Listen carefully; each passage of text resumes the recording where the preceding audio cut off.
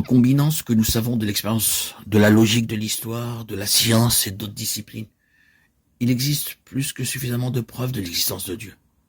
Heureusement, nous ne sommes pas censés trouver toutes ces preuves pour avoir une bonne relation avec lui. Au contraire, nous sommes obligés d'absorber ce que nous pouvons voir et comprendre et de suivre le processus de demander, chercher et de frapper. Matthieu 7, 7, 8. Demandez, l'on vous donnera, cherchez, vous trouverez, frappez, l'on vous ouvrira. Car quiconque demande, reçoit, celui qui cherche, trouve, et l'on ouvre à celui qui frappe. Il y avait là un homme riche, vêtu de pourpre et de fin lin, qui chaque jour faisait de grandes choses. Et à sa porte était couché un pauvre nommé Lazare, couvert d'ulcères, qui désirait se rassasier de ce qui tombait de la table du riche. Même les chiens venaient lécher ses ulcères. Le pauvre mourut et fut porté par les anges auprès d'Abraham. Le riche mourut aussi et fut enseveli.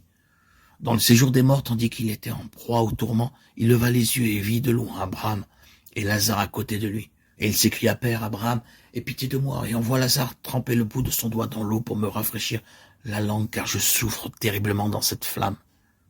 Et il dit, Père Abraham, aie pitié de moi, et envoie Lazare tremper le bout de son doigt dans l'eau pour me rafraîchir la langue, car je souffre terriblement dans cette flamme. Abraham dit, mon enfant, souviens-toi que tu as reçu tes biens pendant ta vie, et Lazare aussi les maux. Mais maintenant, il est consolé ici, et toi, tu es dans l'angoisse.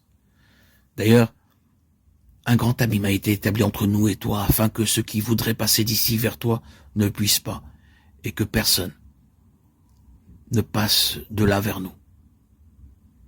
Abraham dit, je te prie donc, Père, d'envoyer Abraham dans la maison de mon père, car j'ai 5 frères, afin qu'ils les avertissent, de peur qu'eux aussi ne viennent dans ce lieu de tourment.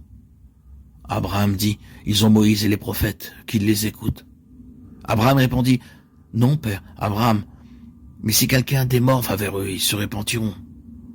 Il lui dit, s'ils n'écoutent pas Moïse et les prophètes, même si quelqu'un ressuscitait des morts, ils ne seraient pas convaincus. Luc 16, 19, 31.